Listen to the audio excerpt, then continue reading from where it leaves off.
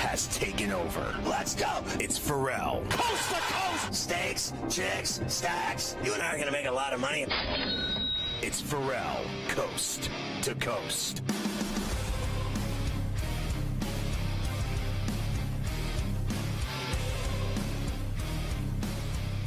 All right, Carver High, we start hour 2 with this story about Brady and Gronk that surfaced over the weekend.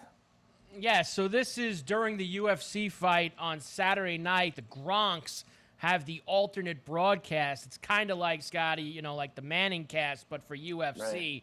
And you got all the crazy, nutty Gronkowski brothers involved. So Dana White is on with them and spills the beans about where Tom Brady and Gronk were supposed to go before joining Tampa Bay and winning a Super Bowl. Here this is from the UFC. Do I really tell this story right now, Gronk? Do you want me to tell this story? Yes. You can give a brief story. You don't got to go too much in details because you never know. I could have been in Vegas with you for the last 3 years, man. What the heck? No, it's still there. You would have signed it. You would have been. So I would have been. I'm the one. I worked to put that deal together for Brady and Gronk to come to the Raiders. And it was almost a done deal. And at the last minute, Gruden blew the deal up and said that he didn't want him. And all hell broke loose, man. It was crazy. And Brady was already looking at houses, and it wasn't being said yet that Gronk was coming. So Las Vegas would have had Brady and Gronk the year that the Bucs won the Super Bowl, except Gruden blew the deal up. And there's so much story that goes along with this behind the scenes. And I was never going to tell that story till Gronk just said it. Well, there you go. And Gronk said it's all true. That's exactly what happened. So it's kind of crazy when you think about it. But he stayed in Tampa and won his 7th Super Bowl instead. So there you go. Once again, the Raiders fall short. I'd say that it worked out pretty well either way for Tom. I didn't get to go live in Vegas, but he always does. Another ring. It always works out well for Tom, that's for sure. Other stuff from the preseason games over the weekend. You mentioned the Bills. The Bills actually also, Scotty, have gotten into the double-digit win streak in the preseason. They won their 10th straight preseason game. They beat the Broncos 42-15. Josh Allen to Gabriel Davis, their 3rd straight drive with a touchdown. Had the 2 touchdowns at the end of the Chief game that they lost, and their first drive together on the preseason, NFL Network. Chance. Empty set on 2nd down. Allen with time. Now fires, looking end zone, and it's caught! Touchdown! Gabe Davis!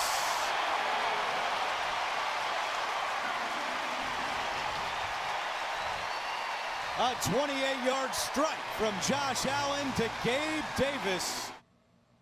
I mean, honestly, between Davis and Diggs, I mean, they are lethal. I mean, between Josh Allen having that choice, and he goes to Davis a lot.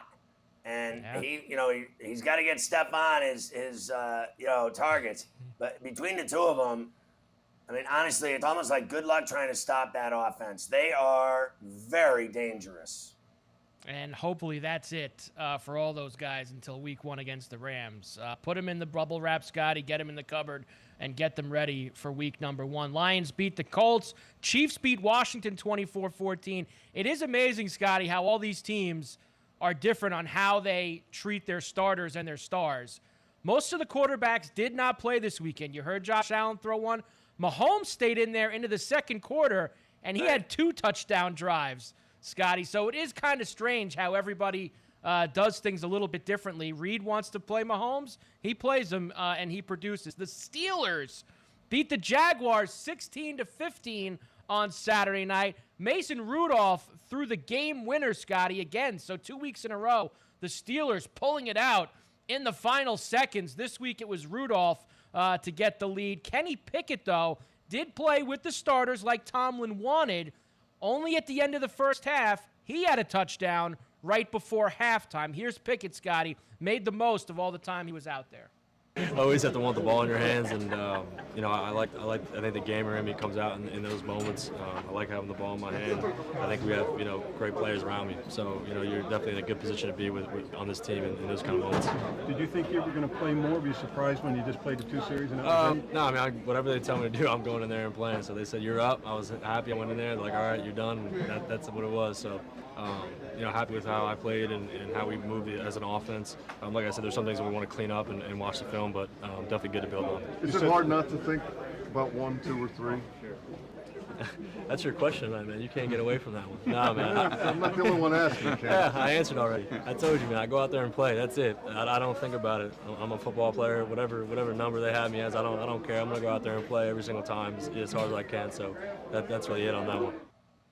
Well, I think it's turning into the NBA scene all over again with the #1 draft pick. I think that it's come down to a betting ticket of who's going to start, because everyone's saying it's Trubisky automatic, but not anymore. Now they're saying, is this guy going to start? So now it becomes a bet. Who's going to start for the Steelers? Is it Pickett or is it Trubisky? And funny thing, Mason Rudolph's actually played and thrown game winners and looked fantastic. So no one says he's going to start. So I don't think anyone knows who's going to start, even though everyone says they have it all figured out. I think they're tripping. Well, everybody's got theories, right, Scotty? The theory is he played Rudolph the entire second half because they're trying to showcase him to trade him to the Lions or somebody, right? The theory is they didn't play Pickett much because Tomlin's going to start him. That's why he got the lease, because they don't want him to get hurt. You can believe any theory you want. Nobody has any idea what's going to happen. It's crazy. And I got to tell you, I started to treat Pickett like glass. I don't want to drop him. I don't want him to break. I don't want him to get hurt. I don't want him to get hit. And I actually, as you know, I like Mitch Trubisky at 27 with all that experience and that arm of his and his ability to throw on the run, out of the pocket. I think people are wrong about him, and we'll find out soon enough.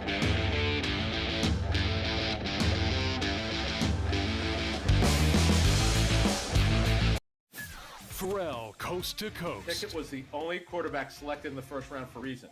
Super accurate, good athlete, playing that same stadium in Pittsburgh. This is a good situation for him. I like the way Mike Tomlin is handling this. He's not naming anybody starting quarterback. Does Trubisky have the upper hand? Yes, that's a fact. But he's going to let Pickett get more reps here. Your guy Pickett, with your team, the Steelers, this is their future quarterback. The Sports Grid Network. The early line. The St. Louis Cardinals and then the Milwaukee Brewers moving in opposite directions. If we're just looking for lineup prowess here, 1 through 9, by far, it's the St. Louis Cardinals. My thought process isn't going to change, even if the two schedules, flip back and forth, and we might be looking at a dead heat once we're around September 15th. I still trust the Cardinals more than I do the Brewers, because if I need base hits, I can get them with the Cardinals. Only on Sports Grid. The morning after. The most important thing about preseason is making sure you get the key numbers of 1 and 2. Very, very important in preseason football. If a team's down 17-10, 50 seconds left in the game, they get a touchdown, you can guarantee the final score is going to be 17-16 or 18-7. They're going for 2. They're just trying to win the game, and it doesn't count anyway. So therefore, the 2 and the 1 becomes real important. The Sports Grid Network. Fantasy Sports Today. Take a look at those numbers. Do you think that he's being drafted about where he should, which is not being drafted at all? I don't think he's your quarterback of the future. I think you are going to have to upgrade eventually. I understand the problem that Detroit's in. If you don't have a top 3, top 4 pick, it's hard to get that quarterback unless you're willing to give up all those picks. Do I think he's average? I think that's what you're shooting for. And I think he can be average, which might be good enough for this team for the the immediate future. The Sports Grid Network. Your heart's racing. The clock's running out. It all comes down to this. We're talking pregame. Pregame. Get locked in with Game Time Decisions. Your hosts, Gabe Morency and Cam Stewart, will get you ready for game time. Everything you need to know before a game goes off the board, with the bet slips to back it up. Make your best bet with live odds updates, late breaking news, up-to-the-minute injury reports, and real-time analytics from inside the sportsbooks.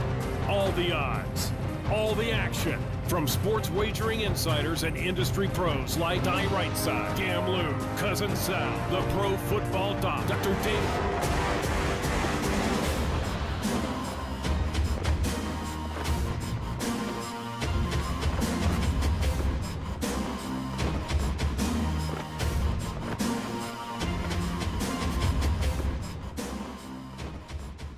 So, Carver High, how about this kid Pickens for the Steelers, honestly? And I know everyone's talking about the quarterbacks, but this kid's really showing up. He really is showing up, and I can't believe that he has skyrocketed to the top of the betting board for Offensive Rookie of the Year. He's the favorite now, Scotty, at plus 850. Look at this. After the draft, 50-1. He was 50-1 pretty much the whole time. And then till August 1st. Then last week goes to 30, goes to 18, to 10, and now here today, the favorite at plus 850. A lot of steam on George Pickens.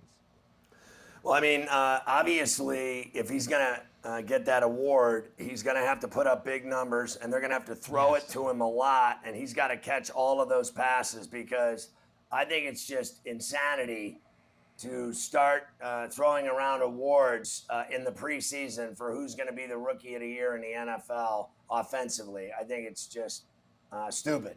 So you can go run to the window and make that bet all you want. They haven't even played a game yet, and these preseason games are a joke. And I don't care what anybody says. I don't care if Tomlin thinks they're important. These games are awful. They're a joke. They mean nothing. Let me tell you about the Bills' 10-game winning streak. It means nothing. The Ravens' 22-game winning streak in the preseason means absolutely nothing. It's just that simple. The games don't count. And so handing out awards now is just, I mean, it's stupid. The Joey Porter's wife, Scotty. I know on Friday we talked about Mike Tomlin bringing the kids that were fighting in the streets to training camp to St. Vincent's, you know, they ran the drills and get them off the street. So Joey Porter's wife says, Scotty, that is not true, that those are kids that did really well in school or something like that. She had this whole story that she wrote out on social media and disputed the entire thing. Well, it is true that he's involved, Tomlin, in a charity with this school for kids in Pittsburgh, and that he does a lot with this school and these kids, and they invited him to training camp, and that she has threatened to sue because of the story being false, that it never happened. It was a charity event, and the kids were invited to Latrobe, to St. Vincent's, to the Steelers camp, and she's threatening to sue everyone. I think Joey's wife needs to have a sandwich. Calm down. You know, I'm sick and tired, literally, with everyone suing everybody. I mean, did they really keep doing that game for the last decade and a half? Everybody's suing everybody. The wind blows and you sue somebody. Everybody's suing everybody. She's going to sue because someone she wants to sue Jay Glazer, is who it is. Jay Glazer said the story was that he broke up a street fight and invited the kids, and she wants to sue Jay Glazer. You know, Joey, you got to go drink a bottle of wine with her and take her somewhere, maybe to the Bahamas for 3 days. You got to calm her down. She's just, I got to tell you, just stop. Just stop already. What are you going to, how about this? Why don't they castrate him? Will that make you happy? We'll do a town castration at high noon in the town square. How's that sound? I mean, it's ridiculous, this story. Who cares? Who cares why they were there? The Cowboys beat the Chargers Saturday night 32-18. The story in this game, Scotty, Kevontae Turpin, who? Turpentine.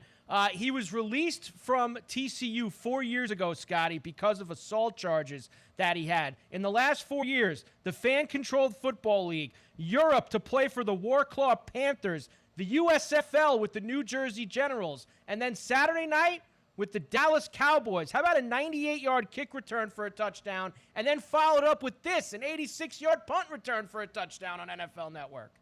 Wow.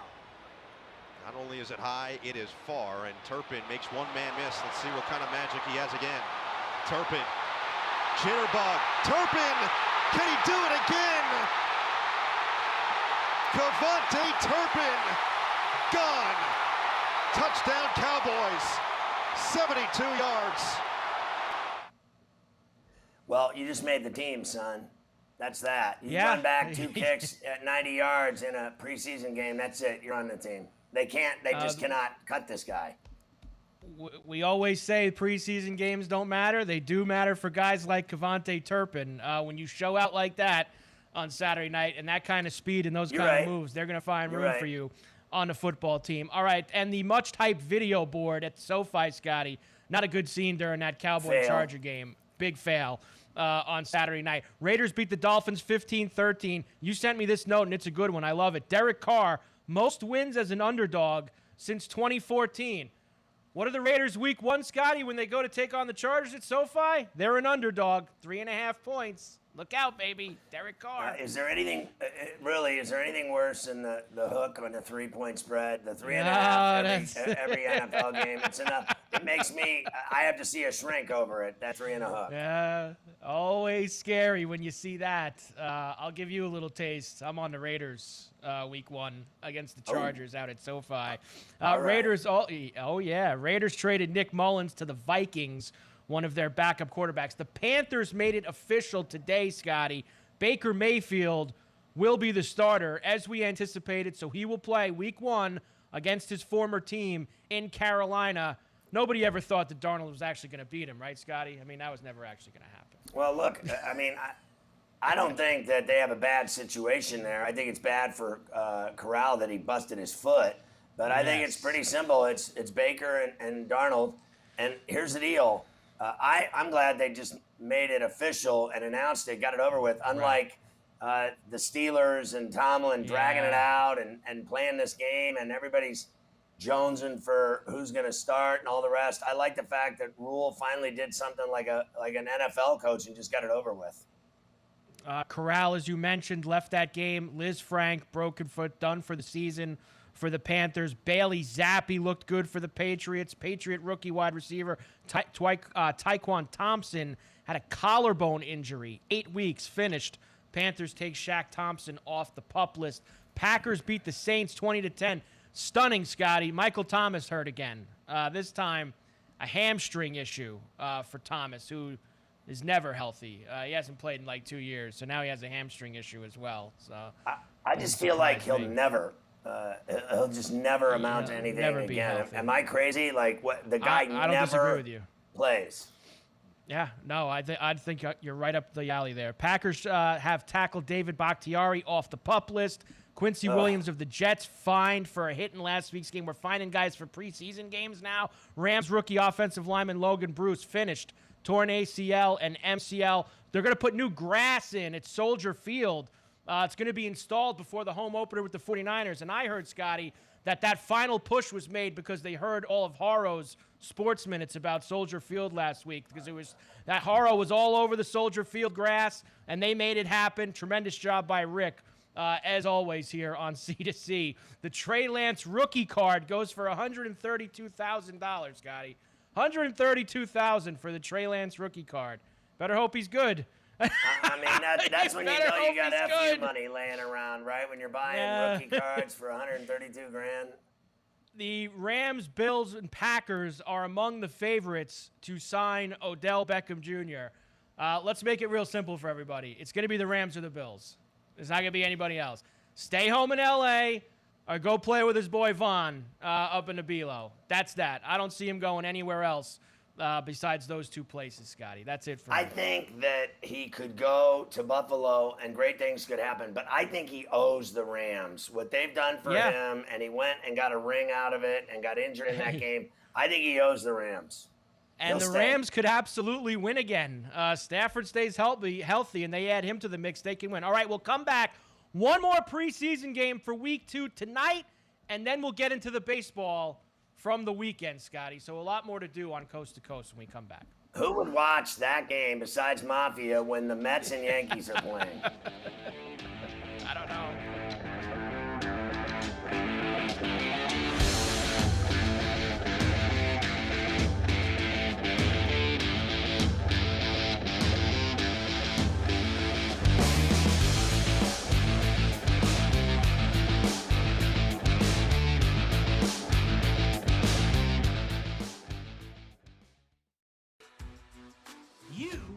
might be the next daily fantasy millionaire. No matter what you watch or where you play, learn from the world's best DFS players.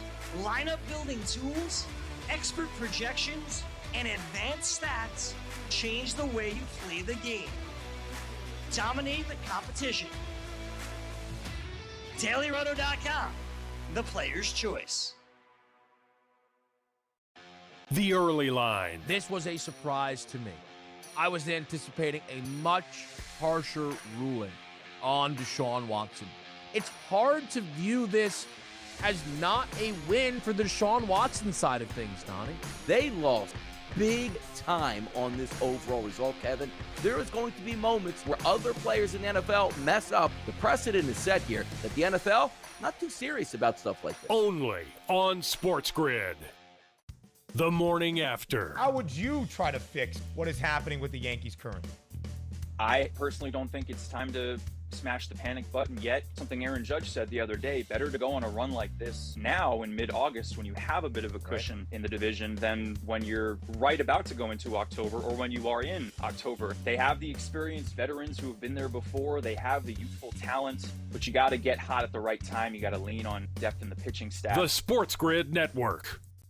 Ferrall, coast to coast. Unbelievable, isn't it? I mean, it's just going to get bigger and bigger and bigger. $1 billion a year for a $7 billion deal, and we know that UCLA and USC are on board next year, right? This is what it's all about for the Big Ten, cornering the market in terms of the national viewership perspective. Doesn't get better than this. From 2023 and beyond, which team and which conference can capture the biggest market? The Sports Grid Network. Sports Professor Rick Horrow with your Daily Numbers game. Well, are we betting in Williamsport? Pennsylvania allows mobile betting. How about on the Little League World Series? I think not, but the clear winner is the economic impact study that's done in eastern and central Pennsylvania every year. Parents come, relatives come. COVID wiped out the tournament then last year. No parents, no crowds. And the bottom line is this is one of those situations where we're making up for lost time. You're adding a couple of new teams. You're also increasing the bracket. Remember last year when a Michigan team won, there was no international side. The normal format focuses on the international side, the ESPN television deal, mega corporate sponsors, and tourism dollars that you couldn't even believe. The bottom line is getting back to normal could mean $100 million of economic impact for Pennsylvania.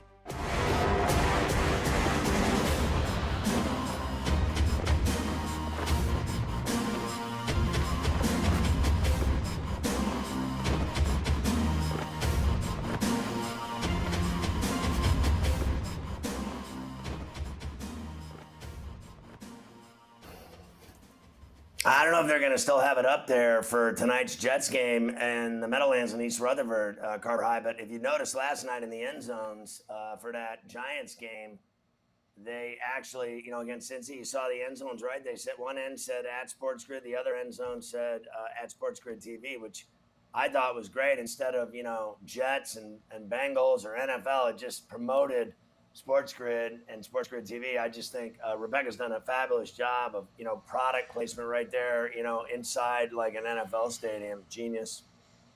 No, I heard they will be there again tonight. Of course, playing in the same venue. They're just going to swap out some of the blue for the green. But they're going to be able to keep all that other stuff up there. This is the final game of preseason week number 2. The Falcons are at MetLife against the Jets tonight, Scotty. Let me tell you where this one has gone to now. The Falcons now, as of this moment, -4.5 and a total of 38 flat. That is where we are up to the second for this line, Scotty. Well, I'm going to stick with my guns. I know, I guess White's playing this game, so it is what it is. They're not going to play Flacco. They're just going to go with White. I took the Jets, and I got it at 2.5. Now it's at 4.5. Why not? I think the Falcons stink as much as the Jets do. I do think Ritter is a little bit of a problem for the Jets because I like the way he's looked so far, and he's going to play tonight. So we'll see what it turns into, but I'll stick with the Jets. But I think both of these teams are awful. I wouldn't go near it as a better, but In this case, I'll go with them. There you go. And the over. I'm going to go over. And the over 38 tonight at MetLife. And then we're almost there. One more week of preseason games. Final week of preseason this coming weekend, week 3. And then, Scotty, real pain day will be here after one more week. So we are getting excited on Coast to Coast. All right, let's do the baseball from the weekend. We'll start with the Yankees. They lose the first 3 at home to Toronto, Scotty. They do avoid the sweep on Paul O'Neill Day. 4-2, they beat the Jays. Andrew Benintendi finally going yard for the Bombers on the Yes Network. Drill deep to right field. There it goes. See ya. Benintendi, a 2-run home run. His first blast as a Yankee. It's 4-2 Yanks. Well, I mean, they needed that desperately, the win, the way they played, and to get swept by Toronto, it would have been back down, it would have been to 6. Instead, it's 8, and you get it to 6. I mean, then, 5's right around the corner doing push-ups, and then they blow the East, which would be absolutely ridiculous considering it was 15 and a half games and the record that they had going into the All-Star break, and what they've looked like since is, vomit. I mean, they have been the worst team in baseball, bar none, and they have not scored runs, and they lose every game they play.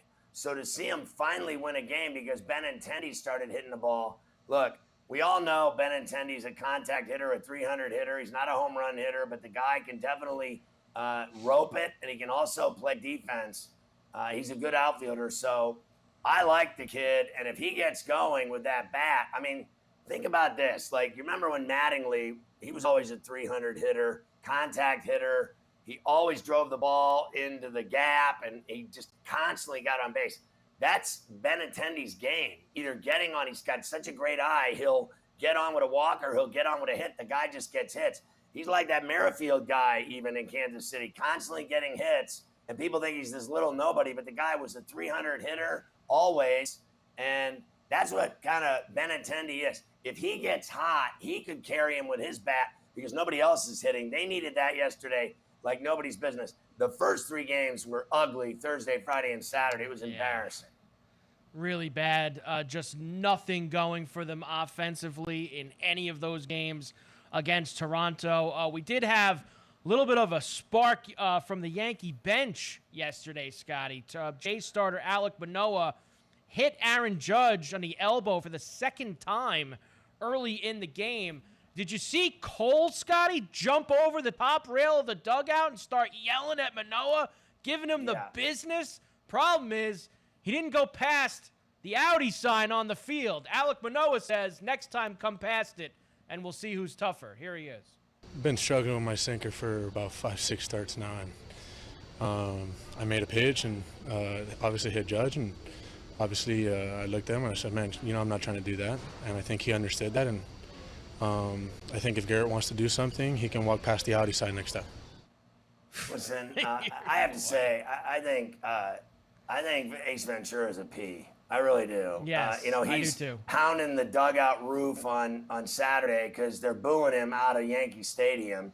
He has been so up and down. He's like a roller coaster. You never know what you're going to get from Cole. And then he acts all tough like he's going to, on Sunday, beat up Judge. I think he did it because fans are turning on him on Saturday. Yeah. They're booing him. They don't care about him anymore because he sucks, and he gets $300 million. And he never can get anybody out, gives up home runs left and right, and loses every game he pitches now. And so he went out there to try to win over fans by picking a fight with Manoah. First of all, he didn't do anything because he's a phony. Second of all, I think Manoah would beat his ass. Oh, yeah. Oh, yeah. Look, the 2 biggest guys on the field, Scotty, were next to each other. That's Judge and Manoah. I mean, those are the 2 biggest guys on the field. They kind of gave each other a tap. Everything was cool between those 2 guys. Garrett Cole, he don't want to get face-to-face with that. He don't want that smoke. Manoah's a big dude. So you had Cole, like you said, probably trying to show a little something to the fans because he got booed out of the stadium the day before. Well, the day before, Scotty, let me take you back to Saturday. Here's Aaron Boone trying to show a little something to the fans, because this is about as forced a post-game reaction I've ever seen in my life. Here's Boone after they lost Saturday, getting all fired up. This is 6 series losses in a row, which is a first for the Yankees since 1985. When you hear that, what goes through your mind? I know you know it's a rough stretch. It just... no crap. I mean, we can ask all these questions in regards. We've answered them till we're blue in the face. We got to go out and do it. I got to quit answering these questions about this state and this perplexion, and we got to play better. Period. And the great thing is, it's right in front of us. It's right here, and we can fix it. It's right here. It's there, and we can run away with this thing. And we got the dudes in there to do it. We got to do it. You know? If we don't score, tough to win. And I'll answer these same questions. Am I perplexed? Yeah, I am. We got to do better. Well, look, he snapped. Okay? That's what that is. And it's because they've been so awful lately, and his neck's on the line. Now, I had someone today tell me, you tell me, when did they give him? Did they give him an extension? Because he's in his 5th year. Did they give him an extension? Yeah, his contract was going to be up, and they re-upped him at the end of last season. Yes, they re-upped him. They brought till him back. when? For how long? I'm assuming they probably gave him a standard 3-year deal. They probably gave him another 3-year deal after last year. If they blow it, I'm going to stand by it. Now, people laugh at me every time I say it. If it's through 25, okay, is what 3 years through 25. If they blow it again in the playoffs, or if they blow this division, which it's highly unlikely, but it still could happen the way they're playing. If they blow the division, and if they blow it in the playoffs, or a combination of the two, I still believe that finally, because they booed Hal Steinbrenner and Brian Cashman on Saturday like nobody's business at Paul O'Neill's day. They booed him for an hour. And I'm telling you, that Steinbrenner has to do something. He cannot roll this same thing out again next year. I believe that Cashman and Boone will get fired. If they don't get it done and they blow this, I think they'll get fired and they'll bring Jeter in. Now, people laugh at me when I say that. They will literally, Derek Jeter could walk in the door naked and they'd give him the job. I mean, they love him. He can't do anything wrong in New York with the Yankees or the fans. 3-year deal. Cashman. 3-year deal with a club option for a 4th. So he's 22, 23, and 24. Club has the option for the 2025 year, Scotty, for Boone, the deal that he got after last year. Yep. I don't care think what if he has. If they don't make the ALCS, I think minimum, and that's probably they're going to both be out at the door, as far as I think. That's what I would do. Anything like you're right. Hal got it good yesterday. Hal hasn't gotten a booing like that since he's taken over for George. He got it real good when he came out. I think the fans miss his brother, and they love the brother that drank booze, and they don't like Hal because they think he's a P. That's exactly correct. One more I'll slide into you before we get to the break. Dodgers beat the Marlins 10-3. They swept the series over the weekend. The only team that could beat up on the guy who's going to win the Cy Young, Scotty, the Dodgers. Cody Bellinger hits Alcantara here on Sportsnet LA. Bello at third with 2 gone. He hits one high in the air. Similar trajectory. This one's got it in. 2-run shot, Cody Bellinger. 3-0 Dodgers against Alcantara. You know, it's funny to me how they'll let Max Muncy play for months on end without getting a hit, and then Bellinger has a rough stretch. They sit him down and bench him. Then they bring him back, and he hits a home run off Alcantara. So I don't know what their deal is, but boy, do they love Muncy, and I don't think they love Bellinger anymore. They play games with him like nobody's business.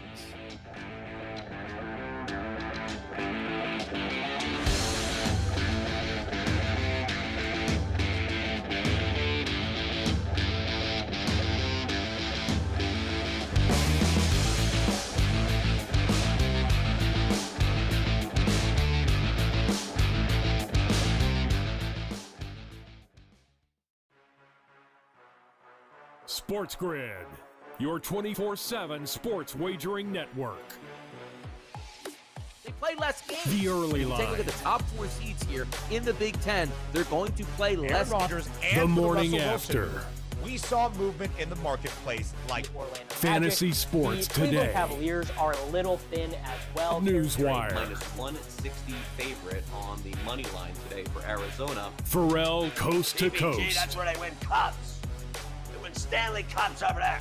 Give me the Game time kind of decisions. bizarre when you consider everybody is out for the Warriors. In-game live I all like access. I like Vandy against Bama. I think Vandy can win the game, take a 4.5. In-game live, prime time. In-game live, overtime. All done before the final bet. Get the winning edge. Only on Sports Grid. The morning after. I look at Deshaun Watson, now at this point, I'm just kind of looking forward to seeing, how does he come back? How does he look when he gets back on the field? And, especially more than anything, because we've talked about, hypotheticals time and time and time again of what's the suspension going to be? To actually have an answer, it's almost a little bit of a sense of relief, at least when it comes to the Cleveland side of it. The Sports Grid Network. Ferrall coast to coast. How impressive do you think the Phillies are with Thor in that rotation with Wheeler, Nola, and it goes on and on? I just think Atlanta has a shot not only to beat Philly, but clearly has a chance to beat the Mets. They imposed their will in the first 2 games in the series. The Mets look like they're going to be able to just, ride this down to the end and salt away the division. But it'll be a very interesting dynamic when those 2 teams play against each other. The Sports Grid Network. The early line.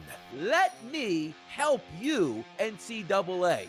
We will wipe the bowl season out completely. We will put in a 30-team playoff at a minimum. We will wipe out the cupcake schedules, and everybody will eat at the end of the year. More money in your pockets, college football guys. More fun in my pocket here, and a chance for gambling on my end of it. It's a win-win Only scenario. on Sports Grid.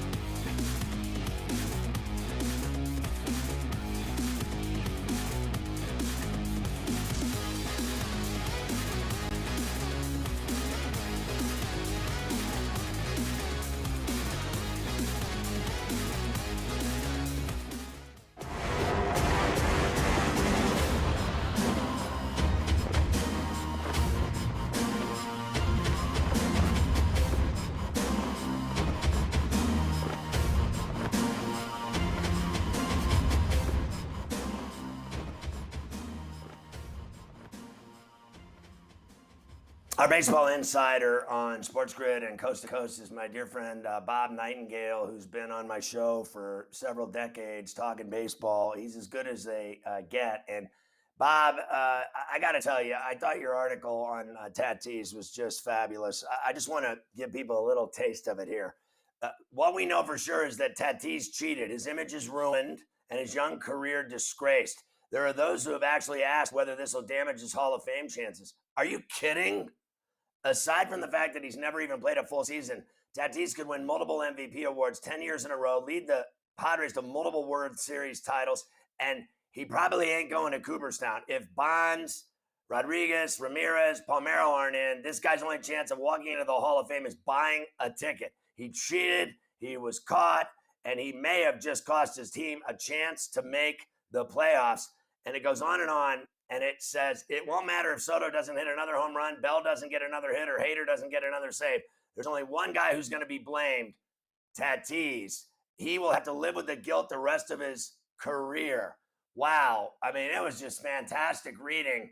And, I mean, I want to know if they actually are going to fall, like his teammates, for his bullshack when he talks to him. Because you know as well as I do, he used, and none of this ringworm and hairdos and all this other nonsense, or his dad and the Dominican Republic is going to wash away in the sea because he's not playing baseball, is the most ridiculous thing I've heard in my life beyond Canelo Alvarez's steroid meat tacos.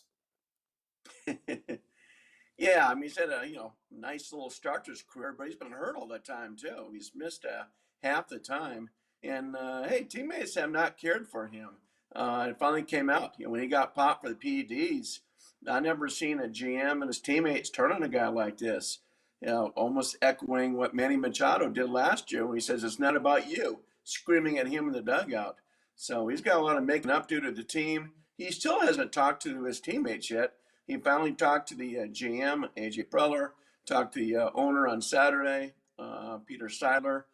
I would expect he'd probably talk to the team tomorrow on Tuesday, when they play the first game or next game with their homestand. But we'll see. The guys are very upset with him. And, they were counting on him to be a big part of the team down the stretch. Is it impossible for them to get out of this deal? And the other question I have for you is the same feeling I got about it, which was, this guy is, frankly, in terms of everything he's accomplished so far, I don't buy any of it. I don't buy any of it now, Bob. I don't buy those numbers. He never plays, like you said, all the injuries. And you talk about he's lost all his sponsorships. But the one thing I wanted to say is that I couldn't agree with you more. And I've said this 50 times. Baseball, no one will stop watching baseball because of this guy. They never have. They never will. The Dominicans won't stop watching baseball either. I think his dad's high. And baseball is going to go on with or without this clown. I don't care what anyone says. There's nothing wrong with baseball. I mean, other than they might need robots for umps and the games are too long and all this other rhetoric. But the game will not change one lick because this guy's a user. No, not at all. I mean, when Mike Trout was hurt, we're still watching baseball. We're watching baseball before Shohei Ohtani and after him, and on, all these guys. So no, I think the parents got way carried away, and his dad acts like he's the face of baseball. Yeah, he was a nice, young, exciting star, but there's a bunch of guys like that. I'll take Michael Harris in Atlanta, over this guy. And, it's like, what have you done for me lately? And this guy cheated the game. And the one thing we know is that he got popped. What we don't know was that how long has he been doing this stuff? It's just the first time he got caught. It has been going on for years. We'll never know that answer. I mean, it really is crazy. So let's talk about the Yankees. You probably heard us talking about them before you came on. We know that Boone has a deal through 24 with an option for 25 that the team owns. We know how long Brian Cashman has been the GM, but it has been over a decade since they've done anything, including multiple losses to the Astros in the ALCS. Do you believe there's any chance at all if they fail, blow the East, or don't make it to the World Series and lose again in the ALCS or earlier, because who knows who could beat this team that can't score runs? Just about anyone in the playoffs could beat them. If they fail, does Hal Steinbrenner have the stones? Because I know the fans think he's a giant P. They were booing him on Saturday. They hate him. And they were booing Cashman. Do you believe he has the stones to fire both of them? His dad would have. I don't. I think Boone is safe no matter what happens. Maybe if they don't win the East, but that's almost impossible. So I think he's safe. Cashman's contract, I believe, is up after this year. Maybe I'm wrong about that. I would think he'd be in a lot more trouble than Boone would. I think Boone's safe through next year, no matter what happens. He and Cashman have got along for a long time. I don't think Cashman's in trouble either. But if somebody had to go, I think it'd be Cashman before Boone. How could neither one of them be in trouble, Bob? Honestly, the fans have turned on them. They have not looked this bad since like 1980. I mean, honestly, watching them over the last 45 days or so, I'm constipated watching the Yankees. I can't even breathe watching them. They look so awful. And the fans are booing. And I mean, this is New York. This isn't Tampa, okay? They're not going to have it here. Yeah, I mean, I don't know how you can put all the blame on Boone. It's just, guys, hit a wall here. If you want to blame the roster construction, yeah, go ahead, blame Cashman and other guys in the front office. But I think with Boone saying, as long as those guys are still playing hard and don't quit, and I think Aaron Judge said the other day, we need some more fire in the dugout. That kind of raised our eyebrows. But as long as those guys are still playing hard, I think Boone is safe through 2023. If they suddenly quit on him, different story. But I don't see that happening. So they're playing the Mets now, and I believe it's Scherzer, DeGrom, back-to-back nights in the Subway Series in the Bronx. It ain't getting any easier tonight and tomorrow against those two. No, I mean, just a few weeks ago, we're saying, okay, the Yankees are the best team in baseball. And now they're not even the best team in the city. You got the Mets, you got the Dodgers, you got Atlanta, and you got Houston.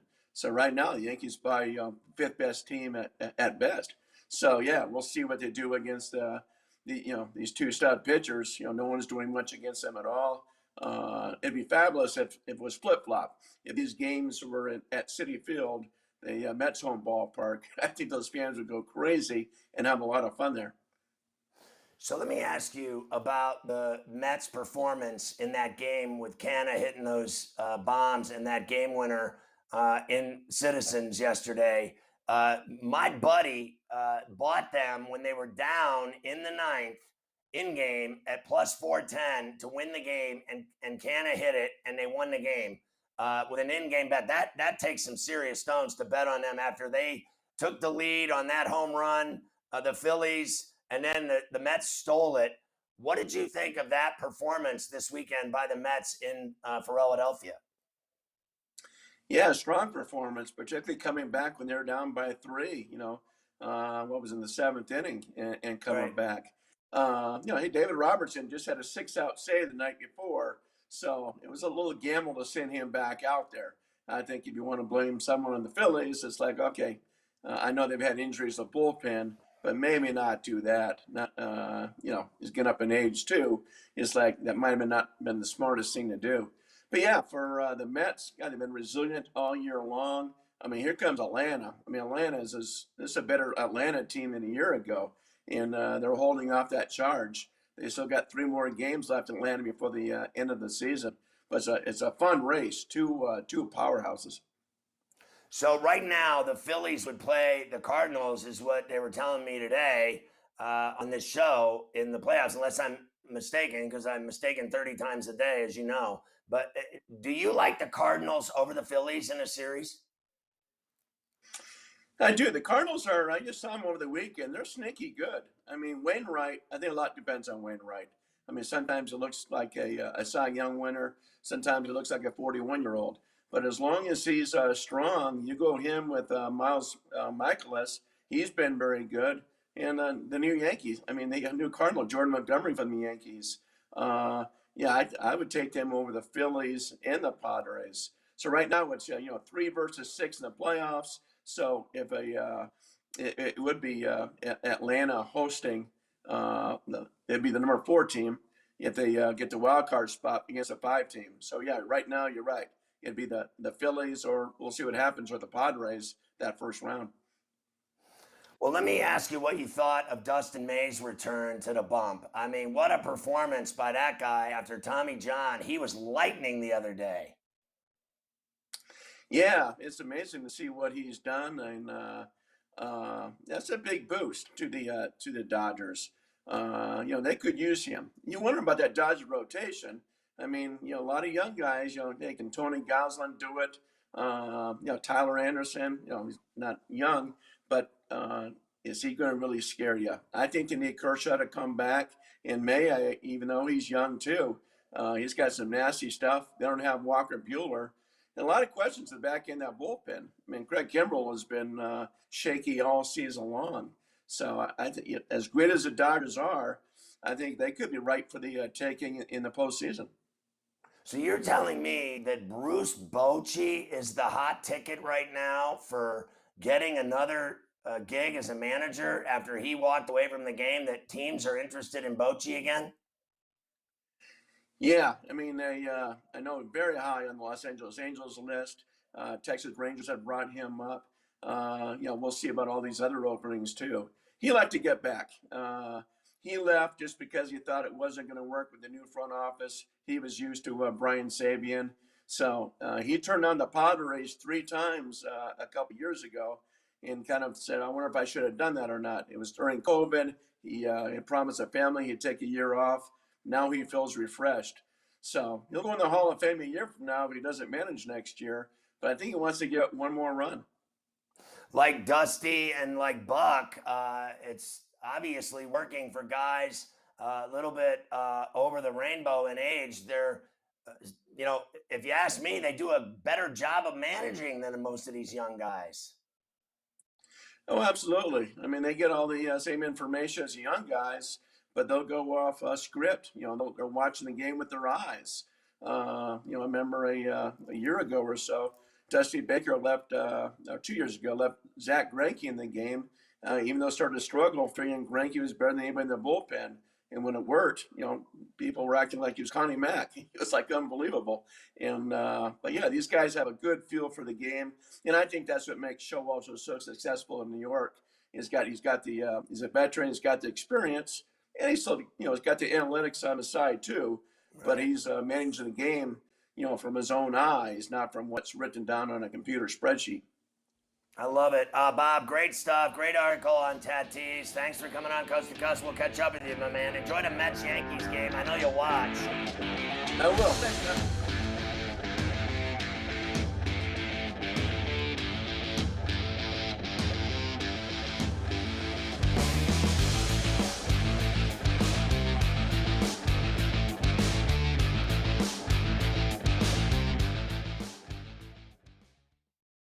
The morning after. How would you try to fix what is happening with the Yankees currently?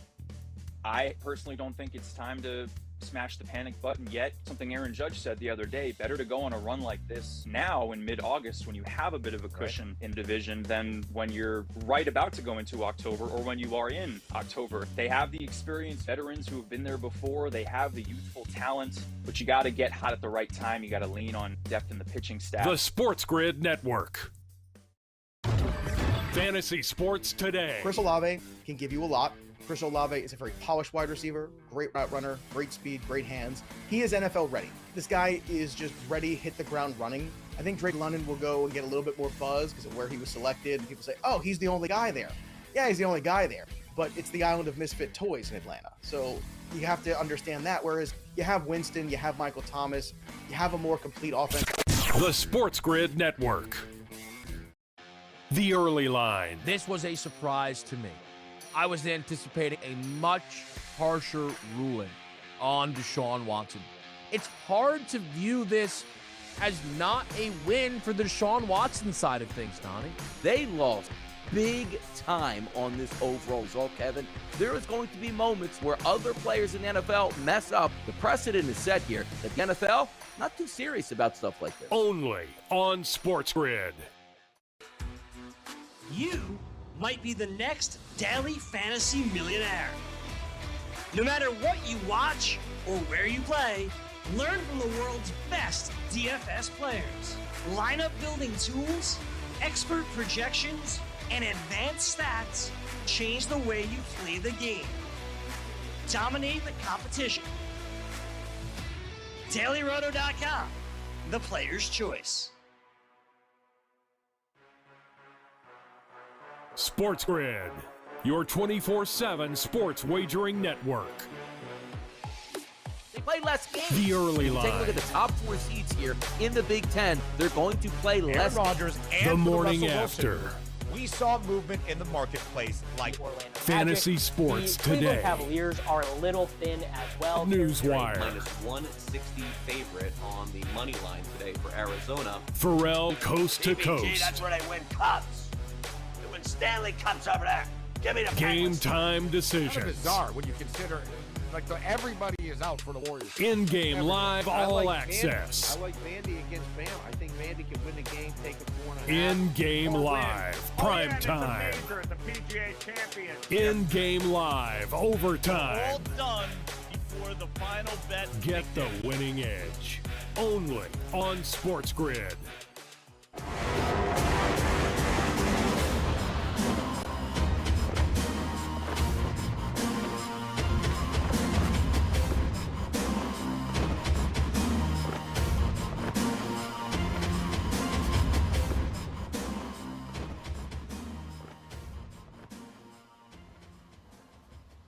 It's time for Today in Carver High History.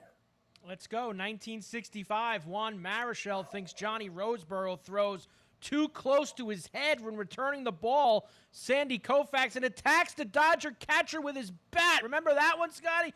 Took a good swing at him, too. 1966, at a private party for the Orioles, Frank Robinson falls in a swimming pool. Saved from drowning by Andy Echtenbaron. Wow, 1967, Louis Tion for the Indians strikes out 16 of the California Angels in a 3-2 win. 1980, Bill Veeck agrees to sell the Chicago White Sox to Eddie DeBartolo Sr. for a reported $20 million. Problem is, the American League owners twice fail to give him the 10 votes needed for approval. They didn't want DeBartolo. 82, Ernie Banks becomes the first Cub to have his number retired. 1984, 19-year-old Dwight Gooden, 11th rookie to strike out 200 batters in a season. 1989, Ricky Henderson swings and misses to become Nolan Ryan's 5,000th strikeout. First pitcher to reach the milestone. 94, DNA testing links O.J. Simpson to the murder scene of Nicole Simpson and Ron Goldman. DNA and just about every other piece of evidence they had. 1998, Mark McGwire's 52nd home run breaks Babe Ruth's record for home runs in 3 consecutive seasons. 99, McGwire hit 2 homers to give him 49 and 50 on the season. Major League record, 50 or more homers in 4 straight seasons. 2004, Justin Gatlin wins the 100-meter gold medal in Athens. 2004, Justin Heinen wins the women's tennis singles gold in Athens. 2007, the Rangers beat the Orioles 30-3. Most runs scored in an American League game. I saw some highlights from that this morning. 2008, Jamaican team led by Usain Bolt smashes the world record. Lou Piniella retired in 2010. And in 2012, your boy, Bartolo Colon, popped 50 for testosterone. At least he admitted it. Big Sexy. Big Sexy.